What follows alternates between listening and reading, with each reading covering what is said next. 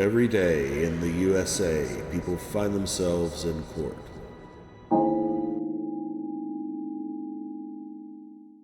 Okay, we are back on the record in 2023 TR 2777, State of Kansas versus Anthony Edward DeBoose, with Jared Regier for the state, Mr. DeBoose in person, and with standby counsel Darren Patterson. Standby because my prior contacts with Mr. DeBoose led me to believe that he, even though he wants to represent himself, there's much about the legal system that he doesn't know or understand and would need the benefit, or would certainly benefit, period, from Mr. Patterson's representation.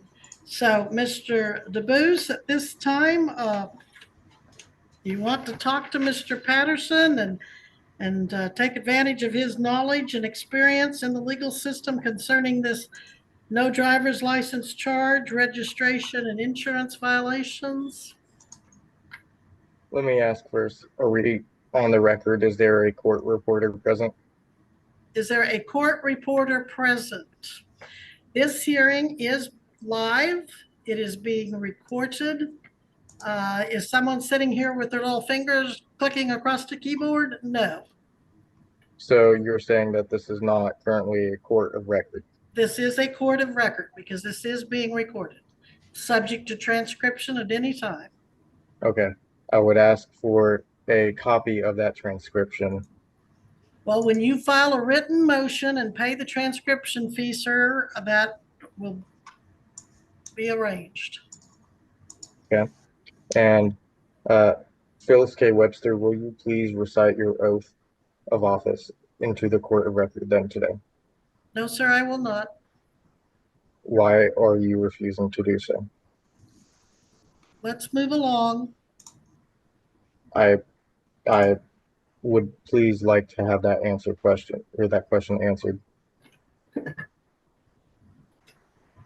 On another note, I am appearing specially, not generally, under threat of duress and further coercion by the State of Kansas Corporation. I did take my oath when I was appointed and when I was elected subsequently. Now, what is it I can help you with today? Do you want a trial, a jury trial, or do you want to enter a plea today? It seemed like last time we had court, you entered the plea for me. I did, because you would not. Okay. But yet what you were saying suggested you wanted a trial, so I entered the not guilty plea and set it for trial. Somewhere along the line, you led me to believe you wanted a jury trial as opposed to a bench trial. Had I been making the decision, I probably would have said bench trial. But somewhere along the line, you've made comments to make me think you wanted a jury trial. Now, I have not seen, let me double check. I don't think, Mr. DeBoose, that you have filed any kind of demand or request or notice for jury trial. Have you? I thought that was entered into the last court session. Well, I don't think you filed any motion. You told me you apparently you told me you wanted a jury trial, but you never followed through. I thought that was a decision that we made as the court. Well, you and I did not make a decision of any kind. Mr. Patterson, do you believe it's acceptable for him to just say he wants a jury trial? Your Honor, pursuant to case law, because there are at least up to 1 year in the county jail possible, if it's ever consecutive, then case law would state that he has a right to a jury trial. Agreed, but does he not need to put something in writing to that effect that he wants one? That was my question. Because there's an absolute right to jury trial, he would not have to put it in writing. It would have to be specifically waived by him, Your Honor, and I don't think he's done a waiver. Very well. Do you agree with that, Mr. Regier? One moment, Your Honor. Okay. Your Honor, what I can say at this time is pursuant to KSA 6238 subsection B, quote, on any issue trial by right by a jury, a party may demand a jury trial by serving the other parties with a written demand, which may be included in a pleading no later than 14 days after the last pleading directed to the issue is served, and found the demand in accordance with KSA 6205 and amendments thereto. Mr. Patterson, in spite of that statutory language, do you think he needs to waive his right to jury trial? Did I hear that right? Absolutely, Judge. Pursuant to case law, and I don't dispute the statute whatsoever, but there is certain case law that makes it a constitutional right to a jury trial if the sentence would be up to a year in the county jail. And in this case, consecutively, it could be up to a year, the longest possible maximum. So it would have to be waived by him, and he would not have to make anything in writing to receive that. But you don't believe that case law overrules the statutory law, or do you? This is a constitutional right we're talking about, Your Honor. It would trump the statute. Okay. And Your Honor, I would note that pursuant to the information filed with the court in August, this case does appear to include 3 counts, 2 Class Bs, and an unclassified non-person misdemeanor. While it would appear that in this particular instance, subsection 2, pursuant to KSA 216602, quote, for purposes of sentencing, the following classes of misdemeanors and the punishment and the terms of confinement associated for each class are established. Class B, the sentence for which shall be a definite term of confinement in the county jail, which shall be fixed by the court and shall not exceed 6 months. So, given that my understanding is that neither a plea nor sentencing recommendations have been submitted to the court in this matter, it would appear that at least the issue raised by standby counsel is somewhat academic. So, Mr. Patterson, when you say up to a year in the county jail, are you thinking if they were to be run concurrently, or I mean consecutively versus concurrently? That would be the longest possible sentence when you start running them consecutively, and that's what the case law would state. Do you have your statutory site or your case law sites by chance? I know you didn't expect to pull them out. It's not one I keep handy, but giving a short recess, I can find that. Well, now before you go to that, now, Mr. DeBoos, do you have any idea what's going on here? I, as a common man, do not comprehend the legalese that you guys are using together. I can look up statutes and case law myself, and considering that this is dealing with a common right to all people granted to us in restriction of government entities for the people itself, I comprehend that I have my right to jury trial, which I think Mr. Patterson, in his brief support towards this and towards me, towards my right to a jury trial, although I do not fully comprehend the legalese that is going on within the association between Jared Regier and yourself, Phyllis K. Webster.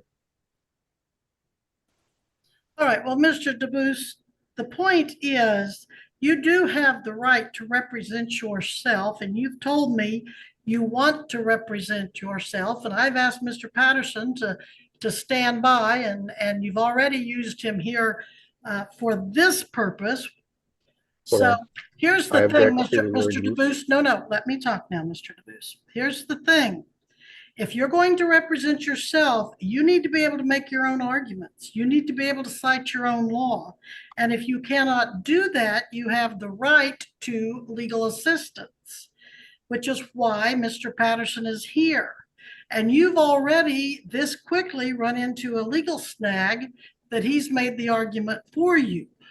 Does it not make sense to you, and do you not want to have his legal assistance to let him represent you? I do not wish to be represented by a attorney whose duty first is to the courts and not to their clients. And if we're speaking on rights in regards to laws and statutes, the arrest made on me by Deputy K. Barriquet was an unlawful arrest All right, for well, we're not KSA going on, 22-2401, we're not arrest by a going law down that enforcement path right officer. now, sir. We're not going down that path right now. Well, the issue is, so you do want a jury trial. Are you ready to proceed on Wednesday, Mr. DeBoos? May I ask that there be an extension so that way I may fully research the procedures of the administrative criminal law which you're trying to try me under? Well, I'm not the administrative law judge. That is yet another procedure. Although you are in an administrative court under the state of Kansas Corporation, correct? I'm here in a criminal traffic trial, and I am not an administrative law judge. So here's what we're going to do. How much time do you want this continued for? 30 days or so seems to be a standard. Well, my next available jury trial date would be October 2nd and 3rd. So 2024. 2024. So that's when I will continue this at your request to. I'll grant your continuance, but that's my next available date. And your pretrial will be September 30th, 2024. Do you have any objections to that? No objections. Let me write those dates down. You said September what? The pretrial is September 30th, 2024 at 9 a.m. Okay. And the jury trial starts at 9 a.m. October 2nd and 3rd. Both of those dates? Both of those dates. Okay. Anything else? You'll be continued on, let's see, did you make this? Is he on bond? Surely he is. Let me double check as I talk to myself here. Partly talk to the prosecutor. I'm not totally talking to myself, but let's see what we have going on here. I would like to point out that the bond and bail I made on this arrest is an unlawful bond, considering that the arrest was unlawful itself.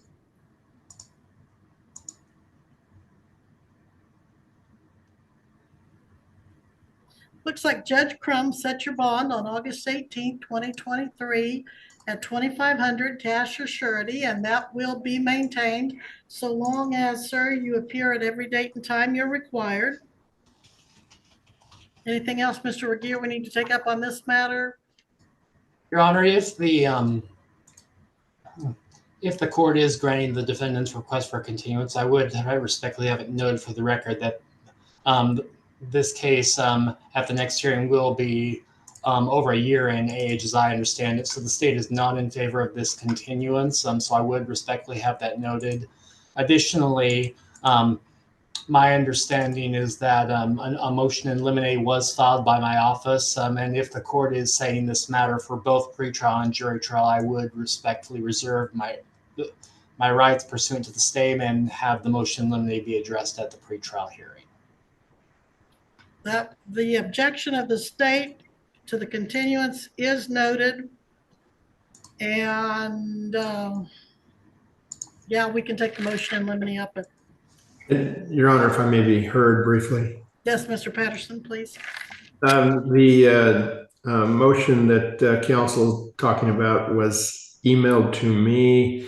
I'm not the attorney of record, so I have not accepted service. I sent an email back to counsel, and I did provide Mr. DeBus's address that I had seen in the court system that they can directly mail that to, and I would just ask that that be mailed to Mr. DeBus for service. And Your Honor, I am showing in my file an affidavit of service by first-class mail, and which would appear to include a mailing date of at the end of last week. All right. Very well then. And if there's nothing further, did you get that, Mr. DeBooze? Did you get the copy of the motion he's in reference to? To what mailing address did you send it to, Mr. Revere? Well, just tell me if you got it or not, sir. Did you No, get I did not. Okay, all right.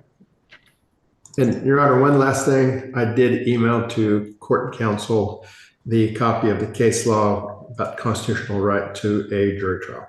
Thank you, Mr. Patterson. I appreciate that. And Mr. Regier, he wants to know what you sent that to.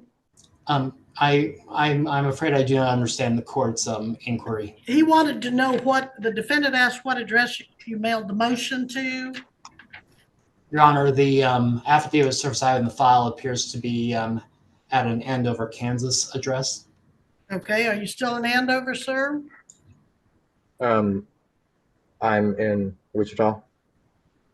All right, well, you have to keep the court informed of your address or you're going to maybe miss more important documents. So can you send your current address to Mr. Patterson and Mr. Regier in the chat here without having to say it live over the internet? And Mr. Patterson, do you have any legal authority that suggests that I reaffirm my oath for him? Do you have anything that says I should do that? Judge, I'm afraid I've never researched that issue, never heard that issue. All right. Well, same here. I do have my oath in front of me. Keep it handy, but I don't see the need to repeat that. It was good enough for the Supreme Court of Kansas. Okay, so that takes care of Mr. DeBoose's case. You are excused, sir.